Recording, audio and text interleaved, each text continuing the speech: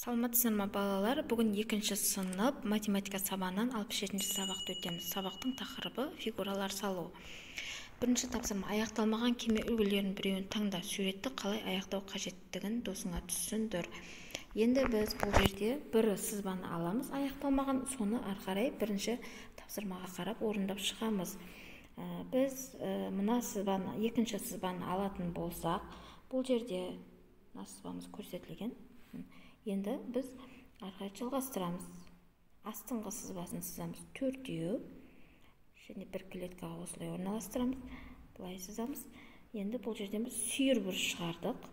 Сүйірбұрышымызды шығардық, және сүйірбұрыш және тікбұрышымызды шығардық. Мінекей, біздің кемеміз дайын болды. Келесі тапсырма: кесінділерді өлшеп. Берілгеннен 2 см қысқа кесінділер сыз. 2 см қысқа кесінді деген біріншіде 4 см шығатын болса, 4 см-ден 2 см-ді алып тастаймыз. Сол кезде бізде бірінші сызбаға біз 2 см сызба сызуымыз керек. Екіншіде 3 см шығатын болса, 3-тен 2-ні алып тастаймыз. Біз 1 см шығу керек. 1 см-лік сызба сызуымыз керек. Балалар, сіздер кітаптан сызғыштың көмегімен 2 кесіндіні өлшейсіздер, және бірінші кесіндіден қанша сантиметр шықты, содан 2 сантиметрді алып тастап, шыққан мәннің сантиметрін сызасыздар. Екеу шығуы мүмкін, солай сызасыздар. Келесі тапсырма: суретке қара, ол қандай фигуралардан құрастырылған? Суреттегі бұрыш түрлерін ата. Сүйір және доғал бұрыш сыз.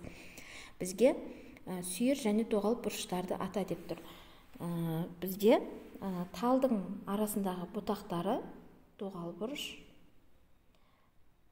Доғал. Келесі бізде үйдің шатырындағы терезесі, мынаның барлығы сүйір бұрыштар деп аталады. Үйдің шатыры тік бұрыш деп аталады. Доғал бұрыш деп аталады. Біздің ұшып бара жатқан құстарымыз доғал бұрыш деп айтылады.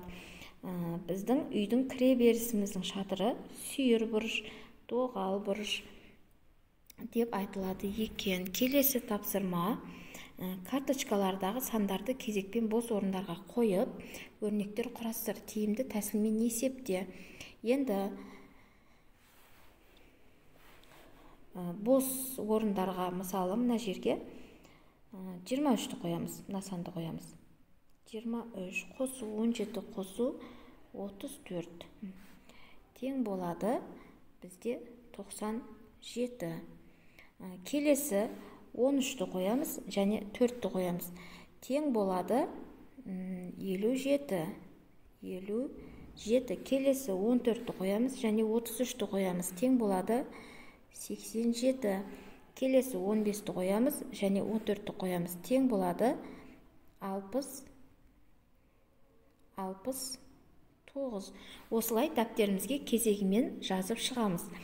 Келесі тапсырма: әр өрнектер жұбының қандай заңдылықпен құрастырылғанын анықта.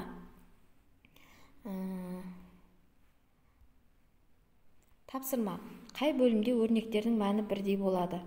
Енді 43-ке 8-ді қосамыз, 51, 48-ге 3-ті қосамыз және 51.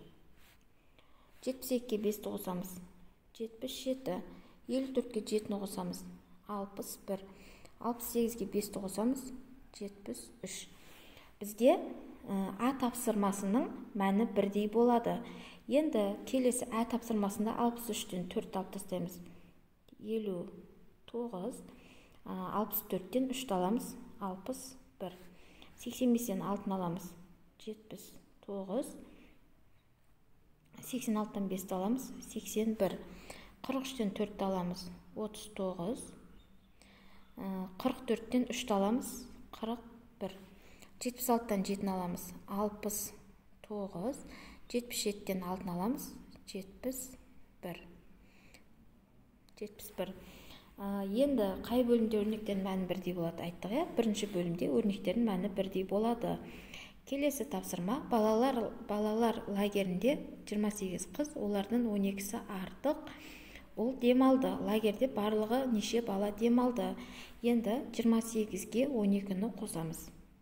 28 қосу 12 тең болады 40. Лагерьде барлығы 40 бала демалды. Келесі тапсырма, теңізге саяхатқа 12 ересек адам барды. Бұл балаларға қарағанда 15-ке кем. Саяхатқа барлығы неше ересек адам мен балалар барды?